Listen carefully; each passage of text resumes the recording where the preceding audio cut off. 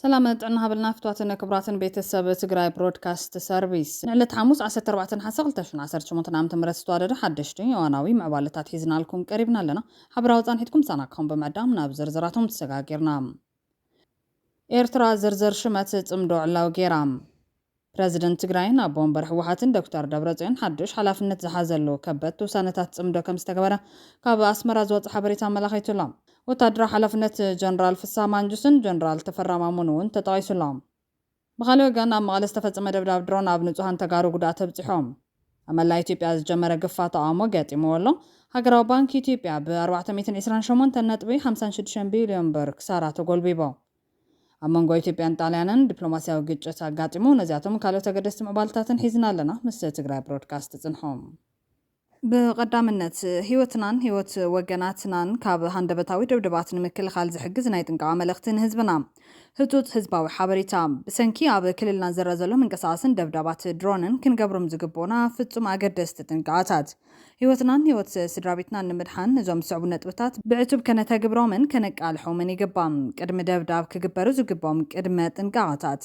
ጡርኑፍ ምንቅስቓስ ምግታም ኣብ ክፉት ቦታታት ዕዳጋታት ዓበይቲ ኣኼባታትን ሃይማኖታዊ በዓላትን ብበዝሒ ካብ ምካብ ተቆጠቦም ሕብሪ ክዳውንቲ ምምራፅ ጸሊም ጻዕዳ ወይ ድሙቕ ሕብሪ ዘለዎም ክዳውንቲ ካብ ላዕሊ ብቐሊሉ ስረ ዝረኣዩ ኣይትከደኑ ምስ ከባቢው ዝመሳሰል ድብዝዝ ዝበለ ሕብሪ ተጠቐሙ መዕቆቢ ቦታታት ምፍላጥ ኣብ ጥቓ ገዛኹም ወይ ቤት ጽሕፈትኩም ቀሊል መዕቆቢ ኣቐዲምኩም ኣለልዩ ምንቅስቓስ መኻይን ምቕናስ ድሮናት ብርሃን መኻይን ብቐሊሉ ስለ ዝከኣተላ ብፍላይ ብለይቲ መብራህቲ መኪና ኣብሪኹም ኣይትጓዓዞም ኣብ እዋን ድብዳብ ክግበሩ ዝግብኦም ሽዑ ንሽዑ መሬት ምልጣፍ ንድምፂ ድሮን ወይ ነታጉ ምስ ሰማዕኹም ብከብድኹም መሬት ብምልጣፍ ርእስኹም ብኢድኩም ሸፍኖም ኣፍኩም ክፍት ብምባል ዓብዪ ናይ ነታጉ ድምፂ ክስማዕ እንከሎ እዝኒ ንምክልኻል ኣፍኩም ክፍት ኣብሎ ብጉጅለ ካብ ምጉያይ ምቁጣብ ናብ ሓደ ኣንፈት ብጉጅለ ምጉያይ ዝያዳ ዕላማ ስለ ዝገብር ተበታቲንኩም ተዓቆቦም ካብ መስኮት ምርሓቕ ኣብ ውሽጢ ገዛ እንተሃሊኹም ካብ መስታወት መስኮት ርሓቑ ብሰንኪ ነታጉ ዝስበር መስታወት ከቢድ ጉድኣት የውርድ እዮም ድሕሪ ደብዳብ ክግበሩ ዝግብኦም ድማ ዘይተፈንጀሩ ነተጉቲ ዘይምትንካፍ ኣብ መሬት ወዲኦም ዝርከቡ ዘይተፈንጀሩ ሓደሽቲ ነገራት ወይ ስብርባር ሓፂን ፍጹም ከይትንክፎም ናብቲ ዝተወቅዐ ቦታ ዘይምጉያይ ድሮናት ተደጋጋሚ ምጥቃዕቲ ናይ ምስንዛር ልምዲ ስለ ዘለወን ድሕሪ ቀዳማይ ደብዳብ ሰባት ክእከቡ እንከለዉ መሊሰን ክወቕዓ ይኽእላየን ምቁፅፃር ሓዊ ዝምልከት ድማ ደብዳብ ዝፈጠረ ሓዊ እንተሃልዩ ብጥንቃቐ ንምጥፋእ ምፅዓርን ንጉድኣት ዝበፅሖም ወገናት ቀዳማይ ረድኤት ምሃበን ትክክለኛ ሓበሬታ ጥራሕ ምክፋል ፍርሕን ራዕድን ዝፈጥሩ ዘይተረጋገፁ ወረታት ካብ ምክፋል ተቆጠቦም ነዚ መልእኽቲ ንኩሉ ሰብ ክፈልጥ ብምፅዓር ንወገናትና ካብ ሓደጋ ነድሕን ነዚ ሓበሬታ ንዘካፈለ ጩራ ቦጊዳ ነመስክን ፈጣሪ ንህዝብናን ዓድናን ድማ ይሓሎም ኣብ መንጎ ኢትዮጵያን ጣልያንን ዲፕሎማሲያዊ ግጭት ኣጋጢሞም ኢትዮጵያን ኣምባሳደር ሃገረ ጣልያን ፖርሱኖ ኖን ግራታ ኢላ ካብ ኣዲስ ኣበባ ኣባረራትያ ንስጉምቲ ኢትዮጵያን ኣምባሳደር ጣልያን ሰም ፋብሪዚዮ ድሕሪ 10 ኣዋርሕ ስርሑ ኣብ ኣዲስ ኣበባ ካብ ሃገር ኣባሪራቶም ምክንያቱ ድማ እቲ ኣምባሳደር ንሰበስልጣን መንግስቲ ኣብይ ኣሕመድን መቃርብቱን ንስድራ መቃርብቱን ብዘይሕጋዊ መንገዲ ዝውሃብ ዝነበረ ናይ ቪዛ ዕድላትን ናይ ንግድን ኣፅዋርን ዘይግቡእ ረብሓታት ብንጹር መጋድዮም እዚ ከምዚ ኢሉ እንከሎ ሰቕታ መንግስቲ ጣልያንን ሚኒስተር ጉዳያት ወፃኢ ናይ ጣልያን አንቶኒዮ ታያኒን ነዚ ናይ ምብራር ስጉምቲ ብስቕታ ንመንግስትን ህዝብን ከይሓበሩ ሕሊፎምዎ ዝኾነ ናይ ምላሽ ስጉምቲ ድማ ነቲ ናይ ኢትዮጵያ ኣምባሳደር ካብ ሮማ ዘይምብራሮም ምላሽ ኣየርኣዩን እዚ ኩነታት ኣብቲ ናይ ከባቢ ቀርኒ ኣፍሪካ ናይቲ ዞባ ፖለቲካ ኩነታት ተገልቢጦም ዘለሎ ኩነታት ዘጋጠመ እዩ ቀዳማይ ሚኒስትር ኣብይ ኣሕመድ ምስ ኤርትራ ዝነበሮ ምሕዝነት ኣፍሪሱ ሓዚ ንባሕሪ መውፅኢ በር ንምርካብ ንዓሰብ ንምሓዝ ይንቀሳቐስ ከም ዘሎ ዝፍለጥ ኮይኑ ብተመሳሳሊ መንገዲ እቶም መጻልእቲ ዝነበሩ ሕወሓት ህግደፍ ፋኖን ብኦሮሞ ነጻነት ሰራዊት ኦላን ዝኸይድ ዘሎ ጽምዶ ንስርዓት ኣብይ ኣሕመድን ብልጽግና ናብ ሻሎት እትይዋ ኣብ ዘለሉ ወጥዮም መንግስቲ ጣልያን ንምብራር ኣምባሳደር ሰም ፋብሪዚዮ ግብረ መልሲ ዝሃበትሉ ስቕ ዝበለትሉን ዋና ምክንያት ንግዲ ኣፅዋር ምዃኑ ናይ ጣልያን ማዕኸናት ዜና ከይኮና ይተርፈን ይብላ ኣለዋ ኢትዮጵያ ዘመናዊ ኣፅዋር ድሮናት ትዕጣ ከም ዘላ ኩባንያታት ጣልያን ከም ሎናርዶ ድማ ኣብ ናይ ኣፅዋር ንግዲ ዓብዪ ረብሓ ስለ ዘለዎን መንግስቲ ጣልያን ካብ ክብሪ ኣምባሳደሮን ላዕሊ ነቲ ናይ ቢዝነስን ኣፅዋርን ውዕላት ኣሰኪፍዎ ከም ዘሎ ይንገር ኣለዎም ኢትዮጵያ ምስ ቅድሚ 10 ኣዋርሕ ዝነበረ ኣምባሳደር ጣልያን ኣብ ኣዲስ ኣበባ ኣብቲ ቤት ፅሕፈት ኣተውትን ወፃእትን ዶላዮም ይመልአሎም ከም ዝነበረ ትሕምትሕም ነይሮም ምስ ሓድሽ ኣምባሳደር ግን ብፍላይ ነቲ ብዘይሕጋዊ መንገድን መንግስቲ ኢትዮጵያን ንስድሮምን ብቐጥታ ዝዋሃብ ዝነበረ ናይ ቪዛ ዕድላትን ፍሉይ ረብሓታትን ብምእጋዱ ንብዙሓት ሰበስልጣን ኢትዮጵያ ከምውን ገሊኦም ሰብ ረብሓን ሰበስልጣን ጣልያን ዘቆጣ ይመስል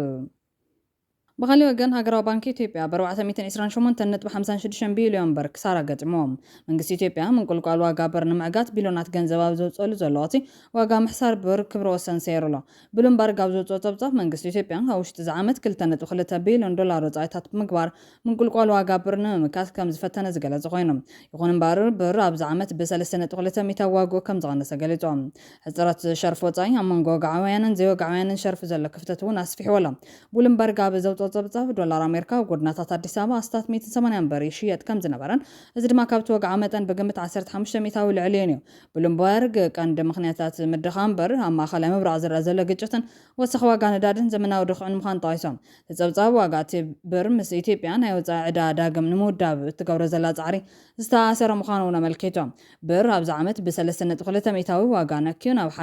أستات 200 كلتن برز نكيو خينو أبزع حلف عمت بلومبرغ كاب زكاة لم 23 باطيرات أفريقيا تزدغها ما فتات ما زلوا باطيرة خوينو له من قصة إثيوبيا هاب 24 ب IMF زدقفت جنا شرفوزاي كاب زتاتات من دحر باطيرة واقع مقدار الغزل له إثيوبيا حزرتنا وزا باطيرة بعبي بسنك مواغرة وحزرت حساب زدرخ مخانو كيلاتات سنة طبعا يقلتون إثيوبيا ندادت تهاجر بمخانو أهجروا واقع نداد كوس غنكلا بفولي تقالعتيام طلب باطيرة وزاي أو إثيوبيا العلكويني غزل لهم كرم حدا مسكرم حدش عمت إثيوبيا دمه مس حدش عمت تتحيزو طلب $1 نمجزنا وتكوسخ حيال تثبيت يقبار بتماثل من قدي ما خلاي بنك إثيوبيا زقور زلمة تسا قبل العقور شرف وزا إثيوبيا تعطيك فتر وانت تثبيت يقبار IMF أور حاملة زوجات زبزع عقور هافتت هاجر أستطحن مشتنت $9 بليون كم زغنا قام ميتونيريو من قستي مسججت إيران استأثرت وسخ وزايتات بمتقاس دقوم عن داد حويسو أور حاملة جمرة بجت عمت صفحة حزرت باجت كلوني قمات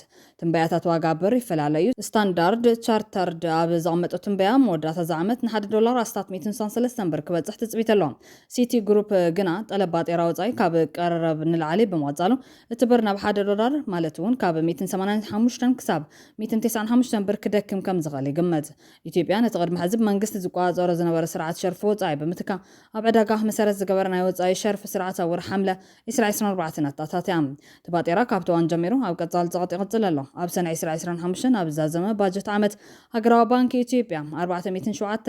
407.1 بليون بر كسارة شرف وزاي كم زمز قبن زد ما بعبيو دحر متعرى شرفي نبرتون عداقاتاتون بناي وزابات إراس تقبر داق ما قمت بمزقابيهم ما خلا بانكي حفشو كسارو 428.56 بليون بر انتبزح معرينو تدما باستات 380 بليون بر آلتاوي كوينو لهم بزد ما متتاو هجرا بنك إثيوبيا ما بشرف وزاي ناوس غاتيلو كساب حملة إسرع 26 أول حسنة رح كلتا $100 مليون نقداو بانكتات كم الشتن كور حتى الرجاميرو أستات $3 بليون نوضع عداقة شرفي كم زقابراني نقارر بخالي حبريتا من لا إثيوبيا جمرة قفاتا أو مقاطمو لهم أبعدما نازريت كالوت كتماتاتن مناسيات بحيلتات تتقفهم منتن بزيت فلتا مخاين يوسر كم زلو زبزوات يحبروم بزحات كابتن مخاين تارقا كم زيبلنن سدرابيتاتن مفتحي أبالات سدروم بوزوح غنزو كخافلي حتوتو كم زلون تقليت لهم بفلي أبعدما سدرات آسيروم زلو مناسيات دقوم نكفتحو كا 50 كساب 100 بر كخافلي حتوتو مهلام تقليتهم تم زبزوات توم أبزي تكبار ساتفو زلو أكالات منقستن تم سرحيتات بزينو ترى سرارحة ويدما مبري ناكايدو زي حقاو زمتا غنزاوي يفصمالو بمال اب حزبي كبير سكفتا فطيرون كم زلو يحبروم كاب أديس أبابا كالوت عبيت كتماتاتن ون تماثلت صبصبات يوصلهم اب تግራይ ون غفاي قصل كم زلو يزحبر زلو بحصيرو اما لا إثيوبيا صعو غفاي كايد كم زلو قرب مسين تايلو وي حلاف ساعات بفولي منعسيات يغفف كم زلو تحبرهم نستكبار طعامو زغطمو زلو خوينو تسفا منسي ولدو زصلمته ጉድድ መልመላን ንኹናት ጠጦይበል ዝብል ተቃውሞ ድማ በርቲዑ ይርከብ ናብ ካሊእ እዋናዊ ሓበሬታን ትንሰገር ኣብ መቐለ ዝተፈጸመ ደብዳብ ድሮን ኣብ ንጹሃን ተጋሩ ጉዳት ኣብጽሖም ከም ጸብጻብ ቴሌቪዥን ትግራይ እንትኾይኑ ህጻናትን ኣዴታትን ዝርከብዎም ወገናትና ተወቂዖም ኣለዉ ብምስሊ ዝተደገፈ መረዳእታ ኣብ ዕላዊ ገጽ ሚድያታት ተጠቂዑ ይርከብ ትመጥቃዕቲ ብድሮንን ጄትን ኣብ ልዕሊ መቐለ ከም ዝቐጸለ ዝተገለጸ ኮይኑ ኣብ መቐለ ከባቢ ዓዲ ሽምድሕን ኣብ ዝተፈጸመሉ ከቢድ ዘሰንብድ ድምፂ ተሰሚዑ ኣብ ከባቢ ዳዕሮ እዚ ሰሜንን ሰራዋትን ድሮን ከም ዝወቃዕት እውን ዝተገለጸ ኮይኖም ብፍላይ ሲቪል ወገናት ልዕል ጥንቃቐ ንግበር ዝብል መልእኽቲ ይመሓላለፍ ኣሎ تري واللهم تعير وقعته أبزي أدوديات وقرقار تري واللهم أبز خباب المنبر جزاوتي إزله كبرات خطاتلتنا خبابي وانت أب نايسيب المنبريات وقرقار تري واللهم يخم أقطع من بتعم حزن إيو أمناي سيفيل منبر جزء دربيانا قطعم أنا هبون سلسلة شجري عسلنا هبتهتينهم حسري والله مبز جزء أبز زجور بار سري والله هم تجزاو تخل عنيو تري والله هم سواراتني تجزاو تسافر بملو تري والله هم أب سيفيل جزء يا دربيا أب سيفيل منبري مندر يا دربيا تختاتلتنا تري والله هم زيايا أبزي دربيا زلا زانا لهم عن جنوسايدر سرعة بتسجنا أو زي دربيا الله أنا هم سلسلة شجرنا أيوه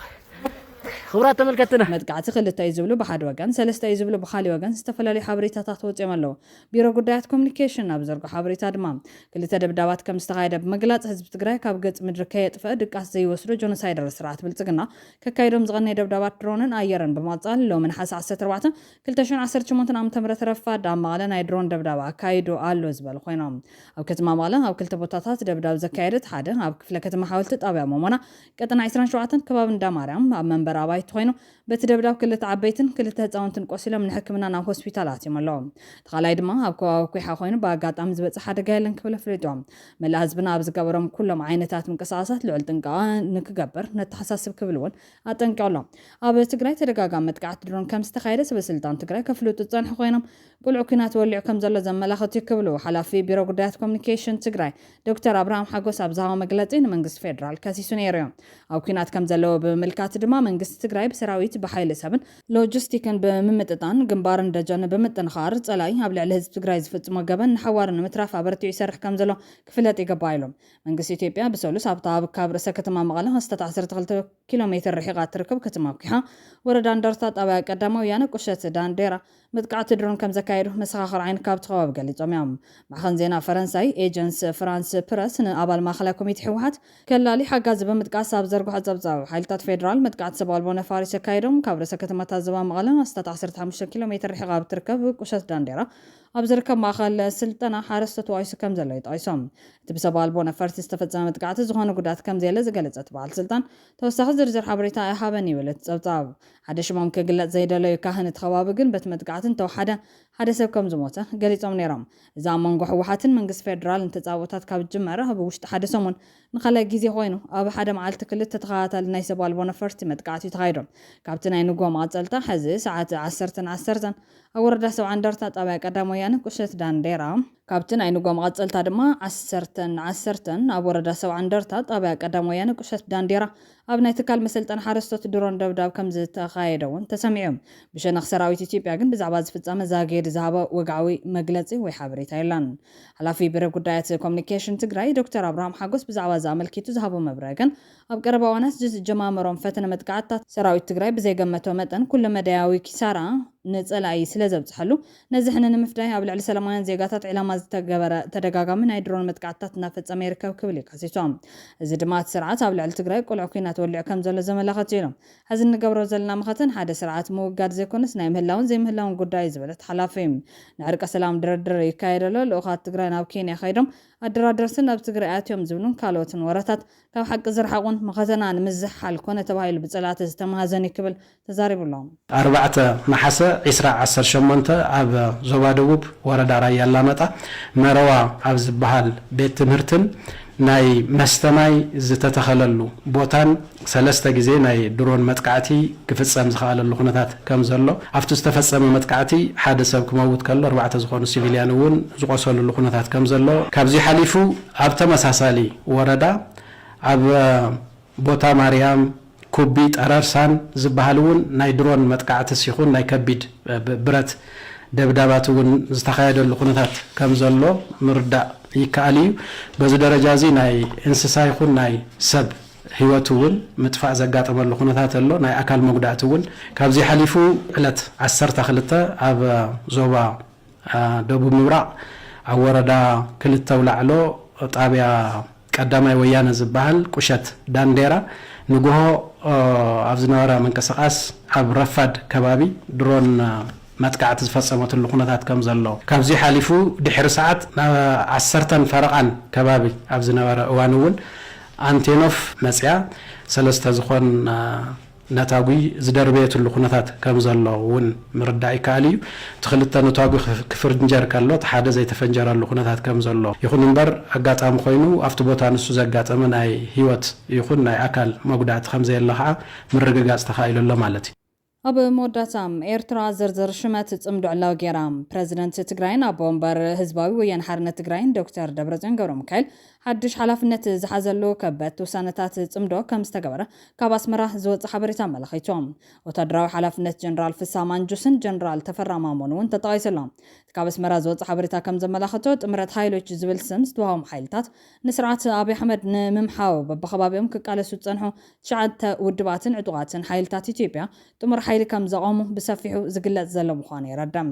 ንሓበሬታ ጋዜጣ ስዊዝ ሊቴምፕስ ብምውካስ ድማ 9 ውድባትን ዕጡቓትን ሓይልታት ኢትዮጵያ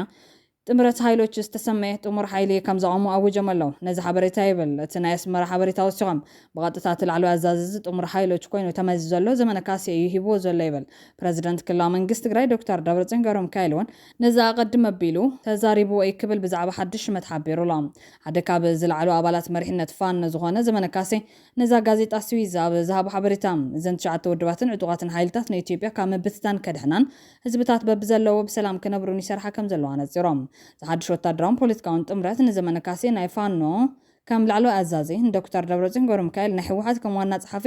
ብጃልማሮ ዝፍለጥ መራሒ ኦነግ ኩምሳ ደሪባ ከም ምክትል ላዕለዋይ ኣዛዚ ኮርኔል እስማዒል ዑስማን ዓልዮ ናይ እጉጉማ ዓፋር ሓላፊ ፖለቲካዊ ቤት ጽሕፈት ጀነራል ፍሳም ማንጁስ ከም ላዕለዋይ ወታደራዊ ኣዛዚ ጀነራል ተፈራ ማሞ ከም ምክትል ወታደራዊ ኣዛዚ ወዘተ ዝተመረጹ ምዃኖም ገለ ውሽጣውያን ምንጭታት ይጠቕሱ ክብል እቲ ናይ ኣስመራ ሓበሬታ ነፂሩሎም ወገን ትግራይ እውን ሕዚ እዚ ጆኖሳይደር ስርዓት ንምውጋድ ሓበራዊ ጥምረት ተፈጢሩሎ መነመንዮም ወዘተ ዝብል ኣብ ቀረባዋን ዕላው ክኸውን እዮም ጆኖሳይደር ስርዓት ብልጽግና ሰላም ዘይኮነስ ቁምብላ እዩ ዝድርብ ዘሎ እርቂ ይግበረሎ ዝብል ወርሕ ብዕራይ ወለደ እዩ ኮነ ኢሎም መኸተና ንምዝንጋዕ ዝገብርዎ ሽርሒ ጸላት እዮም እዚ ጸላኢ ሎሚ ዶ ጽባሕ ቁልዑ ኩናት ይኸፍት ስለ ዘይፍለጥ ምጥንኻር ደጀንን ግንባርን ወሳኒ እዮም ብሓፈሻ ህዝቢ ትግራይ በይናይ ኮነትን ጠንካራ ጥምረት ተፈጢሩሎ ብዝምልከቶም ኣካላት ኣብ ቀረባ ዕላው ክኸውን እዩ ዝብል ሓበሬታታት እናውፅኦም ካብዚአን መሳርሕና ጠዋዕጦ ዓቢልና ክንውድአን ኢና ናይ መን ጠዋዕጦ ተባሂለን ይውድኣ ስዑ ንሪኦ ጉዳይ ይኸውን ማለት ኢልና ኢና እኮ ይኸው እንትጨኮ ተደውድዮም ኣይዳ ኣለ ፀረ ድሮን ዝበልና ኣይዳ ኣለ ድሮን ዝበልና ኣይዳ ኣለ ትግዛዕ ዝበልና ኣይዳ ኣለ ኣውናትኩም ፕላን ይንኣቱን ኣውናትኩም ትልመ ይንኣቱን ህዝቢ ትግራይ መኸተ ትግራይ መዓስታይ ከም ዝገብር ይፈልጥ እዩ ንዚ ከዓ ዝኸፍሎ ዋጋ ኣሎ ብትዕግስቲ ይኸፍል ብግዜ ይኸፍል መስዋዕት ይኸፍል መዓዝ እንታይ ይገብር ግን ንሱ ዝፈልጥ መዓዝ እንታይ ከም ዝገብር ከዓ ይፈልጥ ኣሎ ባዕላ ጽሙነ በትዕግስቲ ሾርት ዝኾነ ሓጻር ሬስፖንስ ኮይ ናተጸበየ ተሰብ ብስጭው ይብል ሰባት እንዲና ኩላትና ይስምዕና እንዲሰምዒት ንሕና ስኢና ከም ግለሰባት ንስምዕና ኣሎ ከምዚ ኣብ ዝኾነ ቦታ ያጥቂዑ ክባል ተሎ ብድሮና ውቂዑ ክባል ተሎ ሳቶም ዳ ዝኾነ ተዋላ ዝሃለዎም ዘይምክርዋ ገለ ትብል ዘይብሎም ኮይኖም ኮ እዮም ትብል ዓበይቲ ነገራት ስኢልካ ይኮነን ዝእዘዝ ማለት ከናይ ሽጉጥ ዓይነት ወይ ድማ ዓርሰኻ ትከላኸልካ ሽጉጥ ገላት ከንደይ ነገራት ቼን ኦፍ ኮማንድ ኣለዎ ሃይራርኪ ኣለዎ ኣዛዝ ኣለዎ ሓፈሹ ኣብ ዕብይ ዘለ ናብ ፉል ፍሌጅ ክትኣቱ ኣለኻ እንታይ ከም ዝጅመር ኢልካ ከምዚ ኮይኑ ድማ ናብ ዘይሓሰብካዮ ብናይ ብልፅግና ፕላን ክትኸይድ ድማ ከምዘይ ኣይብልናን ንሱ ስለ ዝጀመረ እንተጀሚርዎ ኣማራፂ ኢልካ ትጅምሮ ግን ብቐንጠብጠብ ብንእሽተያት ስከርምሽ ናብ ፉል ፍሌጅ ዝመርሕ ተኮይኑ ግን ብፀባይ ስኢልካ ምክንያቱ ብዛዕባ ካብ ፕላንካ ኸይድ ንዘይ ምውፃእ ዝግበር ትልሚ እዩ ናይ ፖለቲካዊ እውን ወታደራዊ እውን ፍልጠት እዩ ብዙሕ ምድላ ብስምዒት ዝግበር ስለ ዘይኮነ ከምቲ ዝክሮ ናይ ብቆቦ ዝነበረ ዝወብል ክፈርስ ተሎ ንፍሳም ማንጁስ ሕወት ናይ መወዳእታ ውግእ እኮ ናይ 2 ሰዓት 3 ሰዓት ዝሰብርዎ ተሎ ኣብ ማእኸል ይወቅዕና ነይሩ ብልፅግና ሚኒባስ ይወቅዕ ነይሩ ናይ ህዝቢ ሚኒባስ ኣምቡላንስ ይወቅዕ ነይሩ ክማጮኒ መቐለ ትኸይድ ወይ ከለማጣ ብዚ ትኸይድ ይወቅዕ ነይሩ ናይ ሲቪላን ይወቅዕ ነይሩ ፀጥ ኢሎም ኣዋህሊሎም እዮም እታ ጉዳይ ዝፈፀምዋ ብስምዒት ግን ናይ ራኹም ዘይገብሩ ቶም ፀላእቲ ሞራል ንምስባር እዩ የብሎምን እኮ ገለ እኮ የብሎምን እንተዘይብልና ማሸረሪና ባዕሉ ይፍለጣ ዓቀይቶ ንሕና ስለ ዘይንዛረቡ ባይዘን ነግሮም ኢና ናነገርናዮም ነጊርናዮም እንታይ ከም ዝገጥሙ እንታይ ከም ዝገምገሙ ንጉሆ እንታይ ገምጊሞም ድሕሪ ሰዓት እንታይ ከም ዝገምገሙ ብልፅግና ባዕሎም ይፈጥዎም ኣለዎም እኮ ዓበይ ሰባት ከለዉ ዝገምገሙ እንታይ ኢሎም ከም ዝገምገምዎ ኣብ ሸረሪና ከምዚ ተገጢሙና ብራያ ዝኩሉ ኣርምታት ዝኩሉ ሰራዊታት ተሰሊፍዎ ዘሎ ብራያ ጨርጨር ሰቆጣ በዚ እንታይ ዳኣይ ክገጥመና ኩነታት ድማ ናይ ፅምዶ ሓይልታት ድማ ሓቢሮም ይመፁ ኣለዉ ብግልፂ እየ እዚ ምሕባእ ስለ ዘይብሉ እዩ ምሕባእ ስለ ዘይብሉ ክንሓብኡ እውን ስለ ዘይብልና እዩ እዚኣቶም ድሕሪ ተጀሚሩ ናይ ፅምዶ ሓይልታት ሓቢርና ክግበር ተሎ ካብኡ ድማ ኣብ ሸረሪና ብድሮን ተዋጊእና TDF ኣብ ካይዳ እንታይ እዩ ክገብረና ዝብል ስምዒት ገምጊሞም እዮም ብደንቢ ገምጊሞም እዮም